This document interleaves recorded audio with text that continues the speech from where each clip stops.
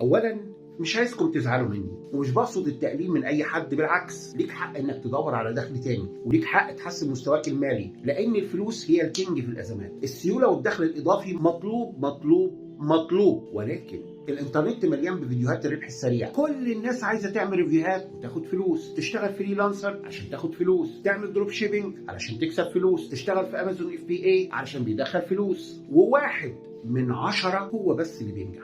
طب ليه بقى 90% من الناس بتفشل؟ من وجهة نظري لثلاث أسباب. الأول، عدم دراسة الحاجات دي دراسة جيدة، فبتدخل وربنا بيستر، وده بيخليك تايه ومش قادر تكمل وبيخليك فريسة لغيرك. التاني، الفروق الفردية، انت مش زيي ولا مش زيك، كل واحد فينا ربنا خلقه بميزة هي اللي هتبقى مصدر للدخل بتاعه، مفيش حد مش عنده، علشان ممكن الاقي ده في الكومنتات. انصحك دور عليها ولازم تعرفها، اسأل اللي حواليك، اسأل نفسك، اسأل حتى دكتور، المهم تلاقيها. تالت حاجة، الصبر. والله ما حد بينجح من المحاولات الاولى ولا من الفترة الاولى، واللي بيعمل كده من الناس اللي عارفهم يعني تلاقيه طلعت عينه سنين طويلة وفشل 100 مرة علشان يعرف توليفة النجاح السريعة، واللي كمان مش مضمون. يا رب يا جماعة أكون عرفت أوصل لكم الحقيقة، وطبعا مستني رأيكم في الكومنتات.